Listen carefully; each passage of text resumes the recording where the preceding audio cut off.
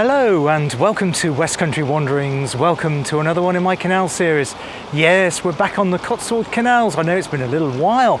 This is Stroudwater and Thames and Severn Canals update number 16. Been a little while. I have lots of news, a big news roundup to give you of all the things that have been happening since, well, the last one we did a little 15A, wasn't it? About 3 months ago now, I think. So I've got lots to tell you about that. A couple of snippets about the history of the Cotswold Canals, in particular this area here, some things which have come to light to me recently. So I'll tell you about that. And then we'll go into showing all the news that's been happening here on the Cotswold Canals and bringing you up to date with that restoration as well. So I hope you can join me again here on West Country Wanderings for another Stroudwater and Thames and Severn Canals update. First of all though, where are we on the Cotswold Canals today? Well, this is the Stroudwater Canal. I'm just outside the village of Easington, not that far from junction 13 of the M5 motorway. You probably recognise this if you've been watching my Secrets of the Stroudwater series, because I did a video telling you all about the dry dock, which was just opposite there. That house behind me is called the Lees. I didn't know that actually when I was filming here last time, but apparently it's called the Lees, and it was, well, a form of accommodation for some of the workers that worked on the Stroudwater, including the dock site manager here back in the early part of the 20th century. And the reason I decided to start the video here is because of what's been happening here recently. And you'll notice this looks quite different to how it looked when I was filming that one there on the dock. This lock here is called Dock Lock, sometimes known as Court Orchard Lock. That was its original name before the dry dock opened alongside it. But it's just down to here though. I want to tell you something else about the history of this amazing canal, the Stroudwater Navigation. Now, as I was walking along from Pike Bridge there, the road that goes into Easington off the roundabout, I bumped into lots of volunteers. But I also bumped into Rob Benson, who is now the Chief Engineer of Phase 1B of the restoration project. I had a chat with him. Really nice to meet you, Rob, and all the volunteers. So I didn't catch all of your names. Brilliant to meet you. They seem to watch West Country Wanderings with my update, so hope this video is okay. There'd been a lot of clearance along this section of the Stroudwater. Now, I saw that about 3 or 4 weeks ago because one of my subscribers alerted to me on my Facebook group. Incidentally, I do have a Facebook group called West Country Wanderings. It's not just about canals, but there you'll find photographs and video clips of me filming, and also you can upload your own videos and video clips of everywhere in the wider West Country. Lots of interesting things happen there. I digress. This section has been cleared recently. Now, one of the reasons for that, because they want to get water back in it again, right down to Pikelock and beyond, that stretch there, going right into Stonehouse and the ocean. Another reason that they've done it is because of water voles. Now, when water voles make this their home, their habitation, it causes a problem as well. So they've actually been moved and transferred to the side back into the Oldbury Brook, and they've then cleared this. So they had to move them out first before they could do the clearance work, which was quite a bit of work in itself. So all these things go on behind the scenes, which aren't immediately obvious by looking at things visually, and that's what I hope to try and do here with these updates as well. So thank you for that, Rob. And they've cleared all this section now, and it's looking really, really wonderful. Once the water increases again, we'll soon be able to run boats along it, which would be brilliant to see. And I'll bring those updates for you right here on West Country Wanderings. Now, just going to tell you about something that's just right behind the camera. Now, this area here has changed a little bit too since last time I was filming. Just wanted to tell you a little bit about history though in terms of this area. A little bit further down there at John Robinson Lock and the bridge, which we'll have a look at again shortly, is a mill, Meadow Mill. And alongside the canal here, you notice that the towpath has widened out for a couple of reasons. One, originally there was a coal wharf here, and the coal was unloaded on this side, as well as a bit further down there by Pike Bridge as well, because there was a coal wharf there. But the reason they need to build one here is to get the coal into Meadow Mill, which just lies over that way. I think it's now like a HGV logistics site, but the building still stands, and it has actually been restored not that long ago. Not only that, but there is an ancient trackway which runs down this way, I'll show it in a minute, which leads directly into Easington. So they then unload the coal here, making a direct route right into the heart of the village as well. So that was useful. There's something else behind it though, which I don't think I've explained properly here before. Yes, so this is the ancient trackway that leads directly into Easington. And the wharf, the coal wharf on the Stroudwater navigation, is immediately behind the camera. So it was easy for them to get the coal in that way. And Ben O'Meal is just off down that side, which would have gone on a track parallel to the Oldbury Brook. Now, we'll come back to the Oldbury Brook in a moment. Now, this unusual feature here is a circular spill weir. And why do I say unusual? Because they only appear on two other canals other than the Stroudwater, and they are the Droitwich Barge Canal and the Staffs Worth Canal. And the reason for that is they had an engineer in common, one Thomas Dadford. This one here and two others near Ebley. Ebley is a village or suburb of Stroud, halfway between Stonehouse and Stroud itself on the Stroudwater. They have a couple like this as well. They were opened in January of 1778, and Thomas Dadford engineered on the Stroudwater and the Droitwich Barge and Staffs Worth. He also later was partially an engineer on the T&S as well, working with the Whitworth, which we've mentioned before. But yeah, amazing.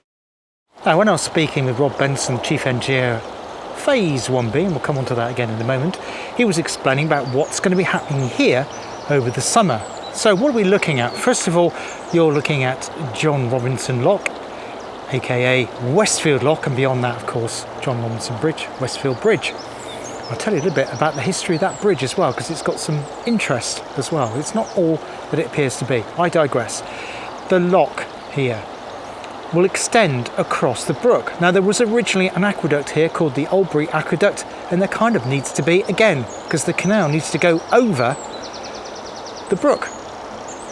So in effect, the brook will need to be dammed off for a period of time, so a deeper channel can be dug so it gets in a lower level, and it'll be going underneath the canal in three pipes, like three large drainage pipes, if you like, but of course they will then be hidden and buried underneath the canal bed so they're not visible. And that will be happening over the summer with the Waterways Recovery Group. That's one of their major projects. Now, I'm now standing on Westfield Bridge. I've been here many times looking at the developments on Westfield Stroke John Robinson Lock just down there, and we'll have a look at that in a moment. Before we look at the restoration and the rest of the news, just tell you a couple of things about this though, because this isn't what it appears to be. I had thought that this bridge was built when the Stroudwater navigation was constructed, when it made its way across there to Sewell Junction, or rather it went that way, didn't it, from Sewell Junction, because that bit was built first. But no, this was actually built in 1841, replacing an earlier bridge. Well, how do we know that? Well, if you have a look at the bridge closer, you can see evidence of blue bricks. And those blue bricks, of course, have got associations with the railways. You see them in many railway bridges across the country. We've covered that many times here on West Country Wanderings, of course. And they came from Staffordshire. So that dates it later from the original construction time of the Stroudwater navigation. And also, there is a keystone, but I've yet to find it, which dates it 1841. It actually marks it on there, but I haven't seen it. If I can find it and have a look around the side and spot it, I'll include a photo of it now. But yeah, Bridge 1841, much newer than the canal that's underneath it. That's not the case, though, with Westfield John Robinson Lock. So now looking at the side of Westfield Bridge, and you can see here the colour of the bricks here are a different colour to the ones on the top of the bridge. There's some more red brick bridge there. In fact, it looks like there's been a repair. There you can just see some to the top left of your screen, some red bricks there, which probably is a repair, I would imagine, to the parapet or the top edge of the brick over the years. But in the main, they are like a bluish tinge to them, which indicates that probably came from Staffordshire, and the ones that were used on the railways. Seen them many times on the Midland Railway, of course. But yeah, interesting that this wasn't the original built bridge. Maybe the first one that was built over the Stroudwater navigation collapsed and had to be redone again, or possibly struck harshly by a Severn trough. Now, the lock here at Westfield, John Robinson Lock, was begun in April of 1777 under the supervision of Edmund Lingard. James Lox's team of cutters completed the canal from Bristol Road to the lock around 1 month later. As you can also see here, huge amount of work has taken place since the last time I was here. You can see much work's happened on both sides of the lock wall, and also they've been experimenting over at the western depot of the CCT, which is adjacent to Pike Lock, the start there by the road, which is where I walked from today, parking my car. And they've been experimenting with that because they need to build 2 new locks. And we'll come on to those 2 new locks shortly. And they're going to be using different techniques. But you can see here the skill that's going into rebuilding John Robinson Lock, both the paving on the side and the coping stones on the top and all the brickwork to ensure it's going to be completely watertight. Now work will continue on John Robinson Lock right through the summer of 2024 by the Waterways Recovery Group and the volunteers from the CCT as well, with a view to get it completed at the end of the summer, so hopefully there'll be some water in it when that aqueduct that I mentioned earlier over the Oldbury Brook has been completed as well. So I'd like to thank the WRG and the volunteers for the magnificent work they've done so far, and I'll be bringing you an update when that's completed right here on West Country Wanderings. I'm now walking away from Westfield Bridge, which lies just over there, literally a couple of minutes walk away, on a footpath which will be approximately the route of the new section of the Stroudwater Canal, making its way to the M5 crossing. Before it gets to the M5 crossing though, there will be another lock, a new lock called Westfield Lower Lock, and construction and plans for that are taking place, as I'll talk about shortly.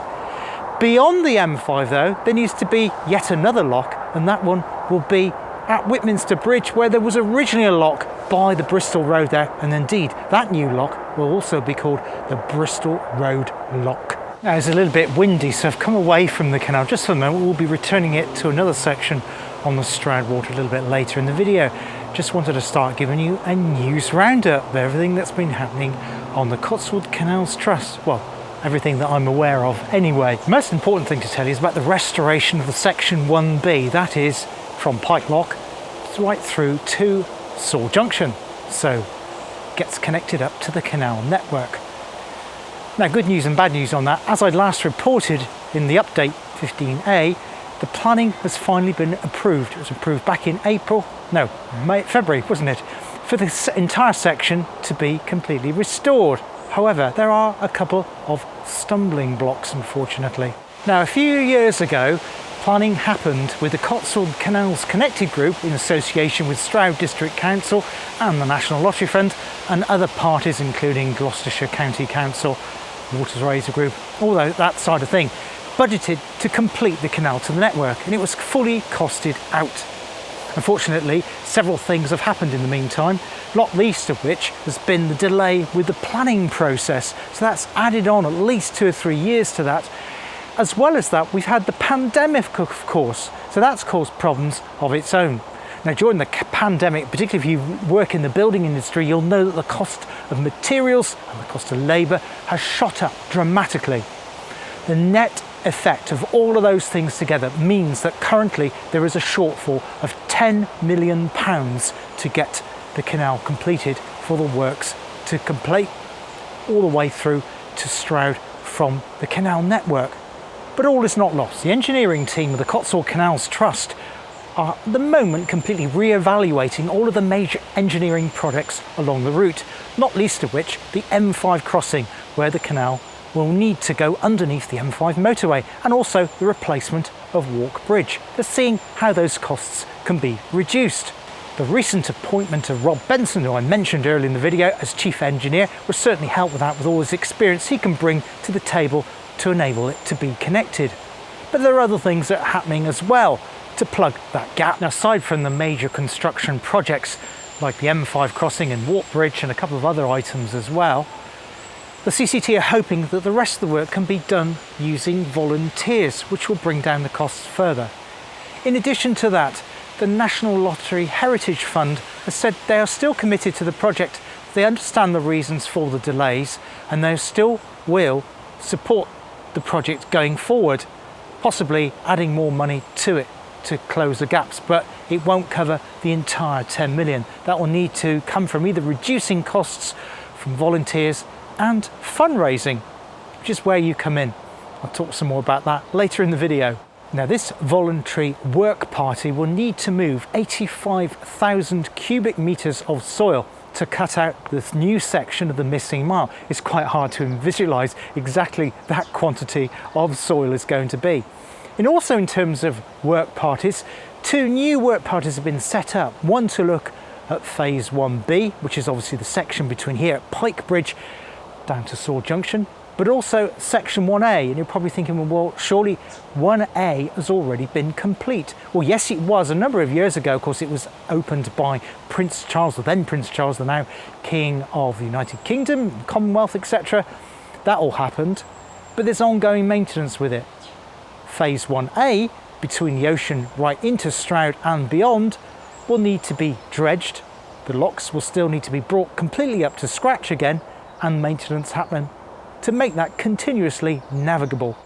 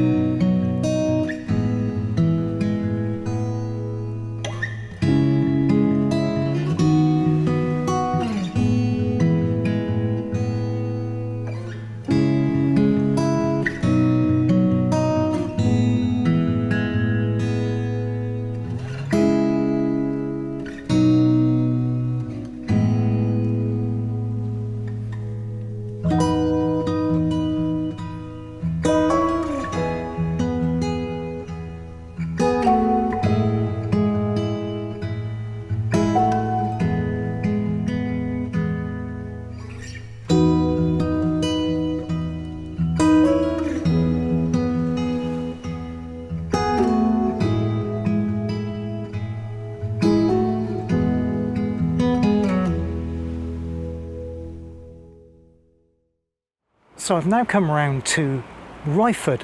Specifically behind me here is Harper's Field, and the story here is all about the silt. Now, one of the things to keep phase 1A going, that's the section say between Stroud and a bit beyond as it goes into the Thames and Severn Canal and the ocean, is keeping it dredged. Now, the Stroudwater Canal in places acts as a river. There are a number of important streams that join it in various places, not least of which the Painswick stream and the Ruscombe stream, which joins it near Dudbridge. And there's also the Slad stream as well. So you've got 3 major streams entering the Stroudwater navigation. Now, in times of heavy rainfall, of course, those streams, it sounds like a stream, they widen out to become rivers, real torrents, bringing down loads of mud and silt. And that's got nowhere else to go but right into the Stroudwater Canal behind me. Over a period of time, of course, that silt level builds up, and if it's not cleared out, the canal starts functioning as a canal. Now, sometimes when the dredging work is done, what happens is the silt is placed on the banks nearby, and it's allowed to dry out. One of the advantages of doing that, of course, it then acts as an additional flood barrier for the canal to stop it going over and flowing into, well, fields and people's gardens, that sort of thing. But obviously there's only a limit to how much can be done on that, because it would just build up to be too high. So this facility here, Harper's Field, was opened I think a couple of years ago now to enable the silt from the entire dredging operations across the Stroudwater Canal to be literally dumped into the field behind me. But there is a problem. Incredibly, some 50 cubic metres of silt are dredged from the Stroudwater navigation every single week. That's a lot of silt. And it's brought to here, if it's not been put on the banks, where it's processed. Why processed? Well, if it goes on to, say, a farmer that's requesting silt or somebody in their gardens, they need to take out rocks, stones and things like shopping trolleys as well, which often land in the canal, unfortunately. And one of the end users of the silt here brought to Harper's Field alongside the canal at Ryford is the Stonehouse in Bloom Committee. Stonehouse is a town about 1.5 miles in that direction there, and they have a very successful floral display campaign, and they've actually won the Heart of England award for that area many years. The town always looks really good, but they use the silt here to put it into their flower beds, hanging baskets, that sort of thing. It's very nutritious soil to help fertiliser and keep those flowers growing. But they still have an excess of silt. So if you're in the market for any silt, gardens, that sort of thing, please contact the Cotswold Canals Trust. So dredging is a key feature of the things that happens on the canal, and that's why it's important there's still a voluntary committee for phase 1B to keep the canal maintained between the ocean back there, Stonehouse by the church there, St Sire's Church, all the way right through to Stroud and beyond when it gets onto the Thames and Severn. Without that maintenance, the canal will simply cease to function. Now, volunteering is a vital lifeblood of the Stroudwater and Thames and Severn canals, the Cotswold canals here in Gloucestershire and part of Wiltshire as it goes to Inglesham, of course, where just before it meets the River Thames. And without the volunteers, well, nothing really could happen very much. A reorganisation of the volunteers happened recently, bringing together the volunteers of the CCTV and the SVCC, the Stroud Valley Canal Company. They are the actual owners of the Stroudwater Canal.